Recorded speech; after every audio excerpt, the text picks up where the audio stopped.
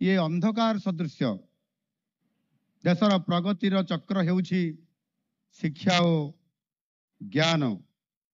आज आम एमिति जगार पहुंचीछु अक्षर अक्षर एक कथा मध्य तार सत्यता प्रतिपादित है। ज्ञान बल मनीष असंभव को मध्य संभव करि पारे। आउ अज्ञान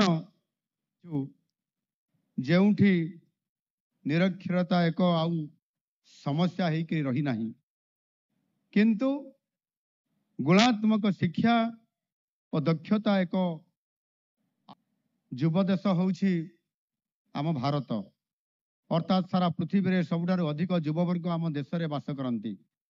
किंतु यह मध्य सत्य जे एमानंकु उपयुक्त शिक्षा प्रदान करिबा एवं परवर्ती पर्याय रे समानंकु आह्वान भाव रे आज आम पाखरे छिड़ा हेछि। आपण माने समस्ते जानिछंती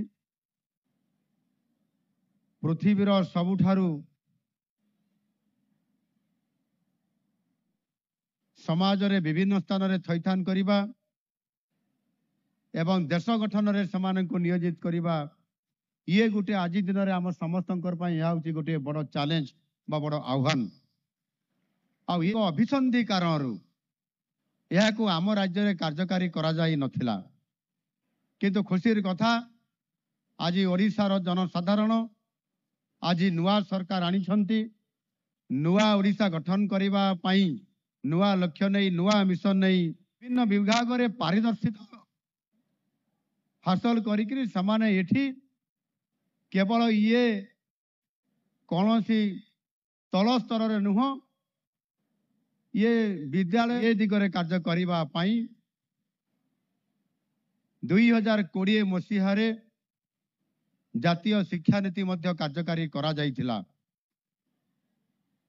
किंतु आम ओडिशा रे राजनैतिक आज या को कार्य करिया पई से जो नुआ सरकार को आनिछंती सेथि पई चलित वर्ष ठारू यह कार्यकारी हेबो।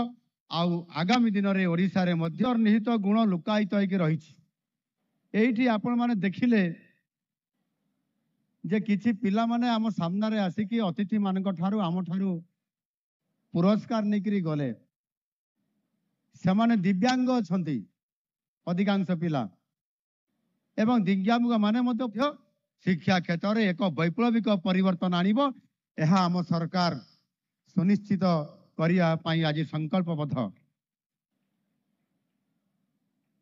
प्रत्येक छात्री पाखरे किछि ना किछि पुरस्कार नहीं करी गले, अर्थात दिव्यांग हिसाब रे पुरस्कार नुह, दिव्यांग हेला परे मध्य साधारण वर्गर छात्र छात्री मानकर भड़ी ज्ञान अर्जन करी विभिन्न रु ब्लॉक रु जिला एवं राज्य जिला पर्यंत एवं तापर राज्य स्तरीय पर्यंत प्रतियोगिता रे सामान्य कृतकार्य होई आज पुरस्कृत होई करी गले। एणु एही भली वीडियो देखिबा पाई आम चैनल को लाइक शेयर सब्सक्राइब करंतु। Bureau report Odia news.